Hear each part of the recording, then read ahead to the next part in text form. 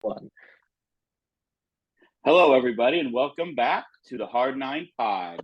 Thank you, as always, for joining us. I am Mike Noble. You can follow me on Twitter at MikeNoble08. I'm joined, as always, also by my co-host Caleb Noble, Caleb Noble08. We're very creative with our Twitter handles. Hard I have a Nine Pod, you question. can find on there. Yeah, How many days in a row are you gonna wear that shirt? as many as I need to. As many as I need. Times are tough here in New Orleans. All right. So for those of you, I said that because we're recording this on the same day, and I thought that'd be a funny way to start it. First of all, the same amount that you're going to wear that shirt. It's a hoodie. It's different. Okay. Anyway, it's the same day. Yeah, you can find us on Twitter. You can find us on Facebook, Hard Nine Pod. Hey, we're now on the IG. We have posted once. I'm still trying to figure out IG, but that was a bad post too. It was just a picture of us. The one thing that we do ask is that while you are listening, if you could go ahead and hit that subscribe button, that really helps. Like, gets read on YouTube. That helps us out. It also allows you to get notifications if you hit the bell right next to it. Then when Caleb posts these things at like 2, 3 a.m., you can get those odd notifications. Normally they come out like 10, so keep an eye on them for that. Sure, whatever you gotta tell yourself. Maybe get some sleep up there. Look, well, now you're gonna misdirect the viewers. Is it still snowing there? Is it still snowing? I haven't gone outside once today. I don't know. Did you have class? On Zoom. Oh, okay. How much have you got? You haven't even looked, like how much you've gotten? I haven't looked outside once. Do you literally just live in a box up there? No, I'm normally outside all the time, but I knew it was snowing today, so I just didn't go. We almost had a tornado last night. Yeah, I saw down here. All right, this is that. All right, so today. Listen, hey, one thing we wanted to talk to you guys about, or that we told you guys we wanted to do. Again, we aren't necessarily awesome at sticking to segments, but we've done pretty well with a few of them. Leading into the spring training, leading into the season, we wanted to do the best as we could to highlight if not at least we believe the 26 roster will be, maybe even deeper than that. Some guys on the Cardinals just to get it. We will be doing Jordan. Get us fired up. We will be doing Jordan Walker, regardless of if he makes the team or not. There you go. Guys, can you spoil more information about the podcast? I'm just saying, when you say 26 man, I think a lot more people would be interested to listen about Jordan Walker. Some things are better hidden. Some things are better hidden. Just look forward to it. We're going to be doing Jordan Walker. So today is our second one. Obviously, we did Wilson Contreras last week, and you figured who else to go to right now than the guy who plays down there at first base as the reigning MVP, number 46, Paul Goldschmidt, our guy, our silent giant. Growing up in Alton, Illinois, we obviously had Robert Wadlow. He's number 2 as far as the silent giant goes. Yeah, I mean, Goldy's the best, man. I am so pumped that he won the MVP. I know we talked about it on here before, but I mean, his year was massive, but I'm just happy to see him smile because he did something well. I feel like when he does something well, he has no emotion. And then when someone else does something cool, then he's really excited. Like, I'm glad he got to have his moment in the sun as MVP this year. How many guys are in MLB born in Delaware, do you think? Not very many. Can't be, right? I don't think so. Now, obviously, he grew up in Texas. Look, the funny thing, we were doing a little research on Goldy, things that we knew, but just things that we wanted to kind of tune up a little bit. 49th round pick coming out of high school by the Dodgers, kind of like the Piazza deal, a friend deal there. They knew he wasn't going to sign. He was the wild thing to me is drafted in the 49th round. There aren't 49 rounds anymore, by the way. That's not even a thing. But drafted in the 49th round, and it ended up at Texas State. Like, you would assume, no, this is no shot at Texas State, by the way, none. But you would assume like 49th round, like maybe that's still a top level Division I school. Do you know what I'm saying? Like, potentially. But it goes to Texas State. I think he wins Player of the Year once or twice there, and then ends up getting drafted in the 8th or 9th round by the Diamondbacks. Yeah. So I would say going to the Texas State worked out for Goldschmidt very well. That's a lot more cheddar. That eighth round signing bonus a lot better than the 49th. But once again, it's one of those guys. People love to say, "Oh my God, can you believe we passed on and fill in the blank?" Well, I mean, that happens with almost every player unless you're the number 1 pick in the draft. So, I mean, Jordan Walker went 22nd.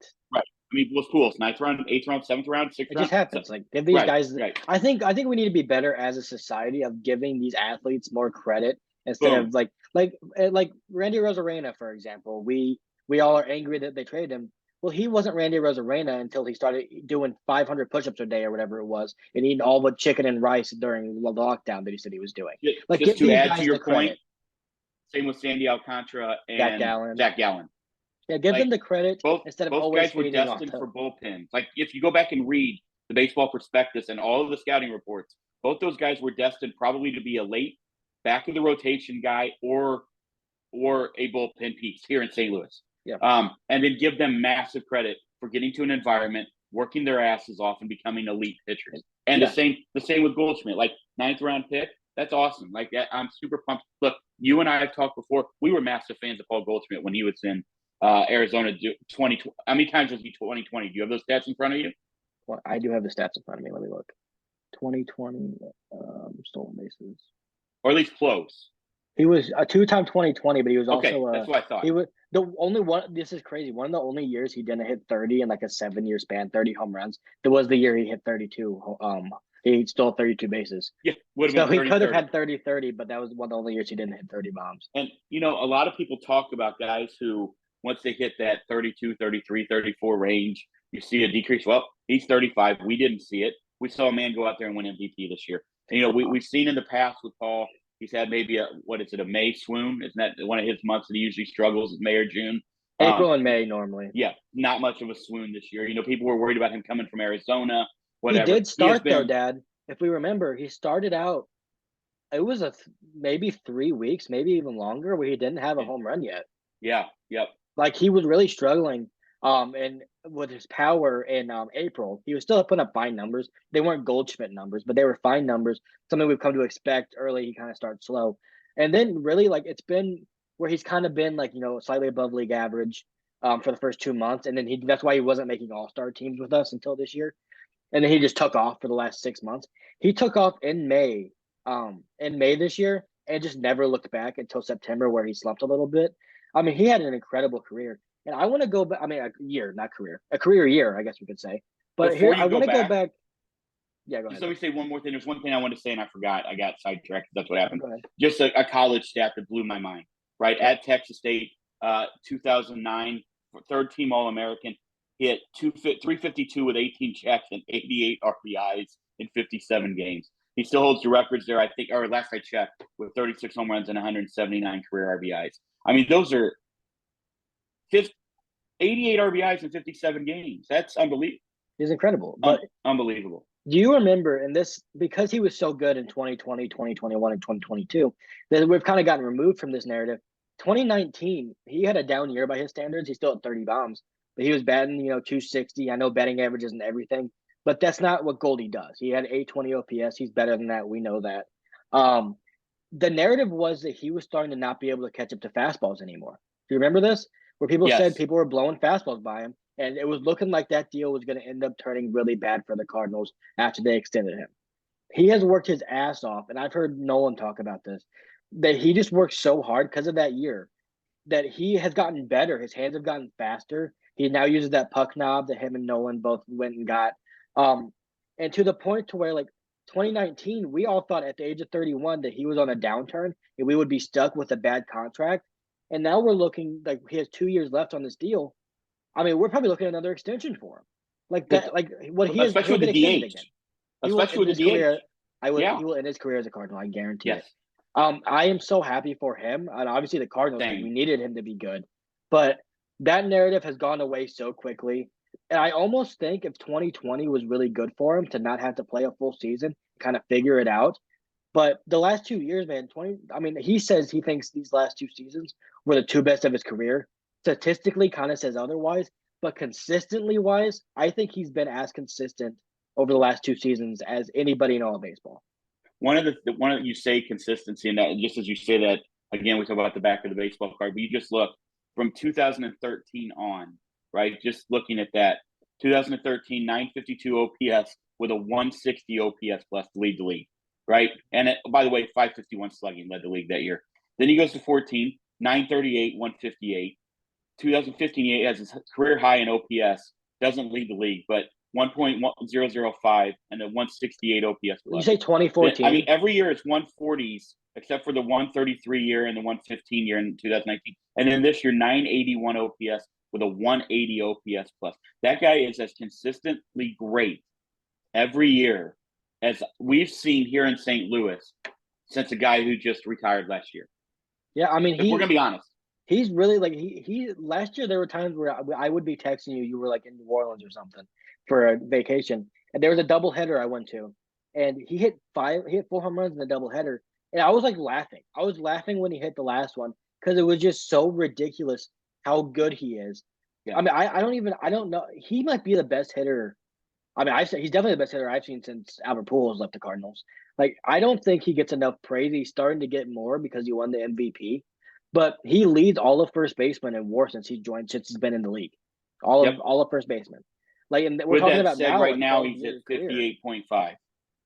12-year career, Dad. And he is already at 58. We know he's probably, I mean, there's no reason for me to believe he's going to slow down. But I do have a couple questions for you because Yep. I think this is something that is worrying Cardinal fans, and I think it is somewhat unwarranted, but also somewhat warranted. I think you can go either way with it. We haven't seen Goldy decline at all. We saw 2019, but we saw Nolan do the same thing when they came over here, struggle a little bit in the first year. Do you think that one, the Cardinals need him to be as good as he was last year? And two, do you think if the answer is yes to that, do you think he can do it again? Okay. Wow, that's a tough question. One, the answer is no. I don't think he needs to be I don't think he needs to have a 180 OPS plus. All right. I think with the additions of Wilson Contreras, with a healthy Tyler O'Neill, with a healthy Dylan Carlson, with the addition of potentially another year of Brendan Donovan, we're bringing in Yepes. We've got Gorman. We've got Walker. Obviously, we've seen Newt. I mean, turn the corner. Hope we think, right? I mean, with all of those guys in there, I don't think he has to be. Do I believe he can be? There is literally nothing that has shown me he can't. Like that guy, you talk about work ethic.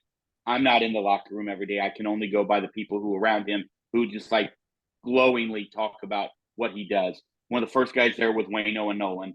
They're there And Albert. early. They leave late. They're working the entire time they're there. When they're not working, you know what they're doing? They're helping the other guys around them on something. Like I'm not saying that I believe, I'm not going to predict he goes out and puts up a 180 OPS plus. That's impossible to predict. But I'm not saying that I would be shocked if he doesn't have another year between the 140 and the 165 range in the OPS plus. That's what I'll say, which is, by the way, for those of you who don't know, 40 to 65% above league average. Yeah. And I would say I would be shocked if by the end of the year he's not making an all MLB first baseman team because I just think that's who he is. But my answer would be I don't think he needs to be. I think he needs to be a massive threat in the middle of the order, that's for sure. But I don't know what is declining from an MVP season. And that's what I'm saying. People say, well, regression is inevitable. Well, sure. I mean, regression of a 180 OPS plus, most likely, unless you're Mike Trout, is probably going to regress. Right. But at the same time, like regression from an MVP level is what, an all-star? Like, what is it, a superstar? Because he is a superstar. I think that I don't think they need him to be MVP again. I don't think they need that. I do think, though, however, he has to be able to be the massive threat that he's been his whole career in the middle of the order, which I believe he will be. And two, I think he needs to be able to be hot and be hitting at the right time. Those are what I think he needs to be doing. Are you shocked at the fact that, one, 7-time league all-star, right? But from 19 to 21, not an all-star, but finished all 3 years in the top 20 in MVP voting, 20th and 19th, 15th and 20, and then top 6. Yeah, that's what isn't that wild? I mean, that's what I was saying. The All-Star game wild. No, the All-Star game, because it's only for half the season. But that's what I was saying earlier. Was we had seen him not be an All-Star for us because he had started out every year slowly. Like the fact that I think I said this when we were predicting the MVPs, and I said I thought it was going to be Goldy because remember he changed his bat and he was on fire in spring training. He batted like 500. And I said I think this is going to be the year where Goldy gets hot in May instead of doing it in June, and that ended up being the case. And I think maybe he learned something about himself hitting in May and getting ready a little bit earlier for the season because he has had that slow starter tag on him really since he was in Arizona. It's always been a thing for him. Yeah. Just a few other awards just to throw in there. 5-time Silver Slugger winner. For those of you who don't know, I'm not trying to insult anyone's intelligence here. Just to clarify, in case you're like, I'm not quite sure what the Silver Slugger is. That means you are the best hitter at your position in the league. 5-time Gold Glover for hitting. 4-time Gold Glove. Shockey didn't win it this year, but I think a lot of people don't realize horrible defensive metrics last year. It was weird. Yeah, it was weird. I think a lot of people don't realize he finished in the top 2 in Arizona in MVP voting like twice. So I think he finished second twice and third once. That's unbelievable. And then the kid finally gets to get it now. I'm so pumped for him. I'm so glad that I was geeked when they traded for him. I'm geeked every day he's been here. I can't wait to see the statue outside of Busch Stadium, and I can't wait for him to get his red jacket. But until then, let's go ahead and put him at number 3 in that lineup and just let him go out there and do what he does. Or two. Yeah, I don't know. I mean, maybe whatever. I'm okay wherever you want to put him. Here's the cool thing too that I was thinking about. We're talking about him getting older and regression. Like with the addition of Wilson Contreras, that we know isn't going to catch 130 games a year, but he might play first base 20 to 25 games a year, which means Nolan could DH 10 to 15 of those. I could see that happening. And then that's playing first base. Yeah, he played some games in Chicago at first base. I could see it. We have Juan Yepez. I'm just saying I wouldn't shock. I will say, like, we know that Ali's going to be flexible. To your point, more than that, because I don't want to I don't want to step on what you said because I don't want to do that. You already did. Too late. But what I will say is more than Wilson doing that, because I don't think that's going to happen. More than that, because I think Wilson, when he's not catching, it's going to be but when he's not catching, I think it's going to be to give his legs a little bit of a break. So I don't see him going to first because of that. But what I will say is they do have Juan Yepez and Brendan Donovan, who are both first basemen. Have both played first base a lot. So those are the guys I would expect to be able to go in there. And both those guys I expect to be in the lineup a lot of the time. So then Goldy can just go over to DH and Gorman can go to second or however that would work out. But they do have a lot of flexibility. They have a lot of guys that can play a lot of positions, which is very advantageous for a guy like Goldy. We saw him DH more than we've ever seen him DH before. Well, that's unfair to say because DH wasn't a thing until last year. Right, but yeah, you would not have seen that. More than I think you would have expected. Maybe more than if Mike Schilt was still here, he would have probably DH. That was the Captain Obvious moment of the day. Yeah, that was bad. But what I said the wrong thing. What I meant to say was, like, if Mike Schilt was here, I don't think he would have DH'd nearly as much as he did. It surprised me. He DH'd over 20 times last year. I think him, and that's why when people talk about the pool of production, this is a different conversation. But I think you're going to see Goldy and Nolan maybe take up 50 DH games next year, and then you're going to see Contreras take up another 30. That's already 80 of the 162 taken up between the DH at bats. So I do think they're going to use that to their advantage. But man, he had an 8 WAR last year, Dad. That's crazy. I know. Just to give again, we talked last time when we talked about Scott Rowland. We love to kind of bring in the overall league stats and the overall numbers of the game because I think it is so easy to look at Paul Goldschmidt, Freddie Freeman, Joey Votto, the guys who are playing first base right now. But it's always nice to look at the scope of the greatness of where you'll stay in Major League Baseball history. He right now is 21st all time in WAR at first base. Like the average of 24 Hall of Famers is 65 for the WAR. He's at a 58.5 right now. He's going to be a Hall of Famer. He's trending up. He's trending upward. I mean, he's trending upward. Right. That's crazy, man. And with that said, not to diminish Paul Goldschmidt because that's not what we're ever going to do. Albert has 102 WAR. Yeah. Second all time. You know what's crazy to me? And I'm not great at math. Okay. So I'm not going to say what the entire thing would have been, but he would have been at a roughly 50 WAR last year to start the year in 11 seasons. So that's 4.5, let's say, career WAR on average. He upped his WAR by like 10% over 10% last year. More than like 12, 13 in his age 34 season to be able to do that's crazy. Yeah. Here's something that I thought was interesting because I think when you mentioned Goldy, because of how close these two have seemed to be since Nolan became a Cardinal, I think you kind of have to at least mention him a little bit. Nolan said that he was kind of starting to worry, like not worry, but he was starting to think, man, like I don't want to decline, as I get into my mid 30s, because we know how competitive Nolan is and how great he strives to be. He said Goldy being as good as he was at the age of 34 completely opened his eyes to the possibilities of how good you can be through the end of your career. And I'm assuming Albert Pujols probably did too. I was going to say that probably opened and Todd Helton when he played with him. We talked about him last episode. But I think he said he's just the hardest worker he's ever seen. Like Paul Goldschmidt, he's like his favorite player, and he plays with him. Yeah. So I mean, there's really only so many things that you relationship. can say. Like you could almost come. We could have come on here and said Paul Goldschmidt is great. Ended the video, and I think it would have sufficed. But there's only so many things you can say. I'm just so happy he's a Cardinal. I think as baseball fans and announcers and sideline reporters and whatever and media, a lot of times we focus on the rivalry between the starting pitchers, because they're so close. They're with each other all the time. They're in the dugout 4 days together, before they have the same routine. They have the same routine. They have the same competitions. But don't discount that with regular everyday players too. Nolan and Goldy are like this, but that when one goes out there and does something, that jacks the other one up. Like that is a real I think thing. it might jack Nolan up. I don't know if Goldie cares. Well, that's true. We don't know if Nolan gets jacked or Goldy gets jacked up, but that is true. One thing to also to look at outside, obviously discounting the 2020 year. You're talking about a guy who has hit 30 or more home runs five straight years and 6 of the last 7. I mean, in St. Louis, which is, man, that's not yes. an easy thing to do.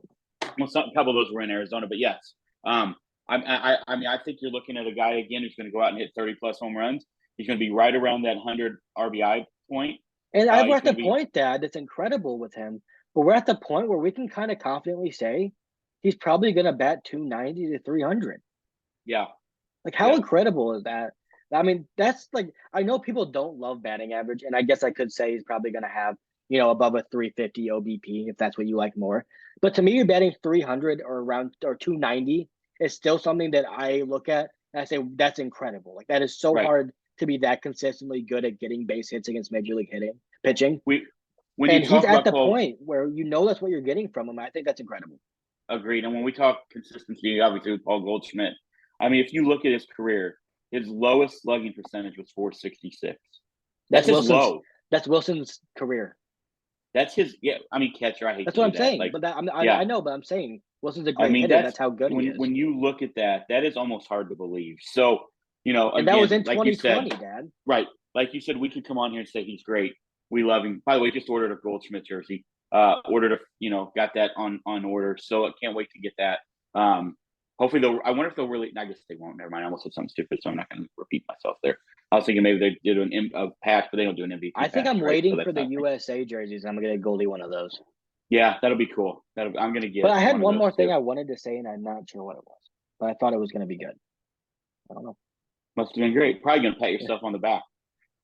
I don't know why you do that all the time. You don't ever give me credit. Maybe I want to have to pat myself on the back and you gave me some fucking credit.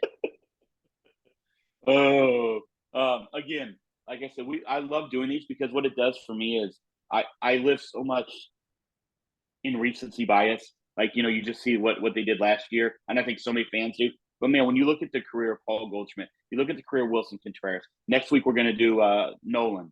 We're going to do his, obviously, and then we'll go from there. But when you look at their careers, to watch greatness, you and I've talked about this before, don't take it for granted. Like, I got to the first 10 years of Pujols. This last year was as enjoyable of a year regular season as I can remember. With the run, because you're out there with like 2015 when they were a 100-win team. I mean, it was unbelievable. And more special than that. Let's not forget you got Waino's. These guys we got on here. Waino is going to be. There's going to be an argument one day for Adam Wainwright to be in the Hall of Fame. He'll get in eventually. Albert Pujols is going to the Hall of Fame. Yadier Molina is going to the Hall of Fame. Nolan Arenado is going to the Hall of Fame. Paul Goldschmidt's going into the Hall of Fame. Guys, and everybody wants to get on Twitter and bitch about the Cardinals. Like, Jordan Walker is going in the Hall of Fame. there you go. No, right. And again, you don't know who else, but what we know is those guys are going into the Hall of Fame. Like, Can I say something that I just saw that this is what I wanted to say. I completely forgot. But Goldie's first year finishing top 5 in MVP voting was 2013. So we're talking 9 years, almost a decade later, he wins his first one after finishing second in 2013. Guess who guess who won that year, and guess who were the two other top 4? Okay, that question got really convoluted. Guess who won the MVP ahead of Goldy, who finished second? What year? 2013. And guess who was 3rd and 4th? Todd Helton won. Todd Helton's never won an MVP. That's a bad guess. 2013. Okay. I'll give you a hint. This offseason was big for him. Was Buster Posey in that list? He's retired. No, he won in 2010. I know. Okay, so Andrew McCutchen won it. That's the guy. Okay. But what I wanted to say was that 2013, Yadier Molina finished 3rd. Really? And Matt Carpenter finished 4th. So we're talking about him being this great. Like the first time he finished was when Yadier Molina was at the peak of his career, and Matt Carpenter was just becoming like a known quantity. I didn't know he ever finished in top 5. That's crazy to me, Matt Carpenter. Yeah. But also Freddie Freeman, shout out him. He was number 5. But I thought that was cool. That Yachty. I remembered a year, and I couldn't remember what year it was, where Yachty was right behind Goldschmidt in MVP voting, and it was 2013. Yep. How about that? Pretty awesome. 6 point. Yeah. Andrew McCutchen with an 8 WAR that year. What a beast! And I was saying that because McCutchen went back. Okay, 13. That's when we knocked them out to go to the Yep. World Series. And that's Well, to it. go to the next round. Shout out Andrew McCutcheon. He's back with the Pirates, so we got to watch him this year. By the way, Paul Goldschmidt plus 950 on FanDuel to repeat as MVP. How about that? How awesome would that be if Goldy won back-to-back MVPs? Well, Nolan Arenado's going to win it in the stacked National League. Yeah. Man. Yeah, I'm Paul Goldschmidt. Also, I think we need to give his defense a little bit of due. That guy saves more errors than any first baseman I've ever seen in my lifetime with the St. Louis 4 Gold Gloves. I was shocked. Only 4.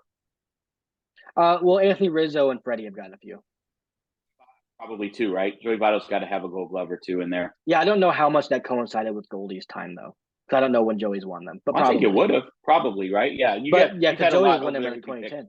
But and now you got Matt Olson over there with Atlanta too. So yeah, you know. But I think that gives. I think the amount of confidence Nolan has said that Goldy gives him, because he knows when he's making those insane off balance throws that Goldy's going to get the guy out. He made some of the craziest stretches I've ever seen. And when you remind yourself that he's 34 years old, bending like that, I couldn't imagine you at 34 years old doing that.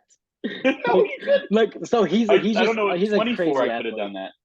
Yeah. Like, he's awesome. Well, anything else you want to say about Paul Goldschmidt outside of let's go and pencil him in that 2 or 3 slot? I'm going to title this episode. We know we're going.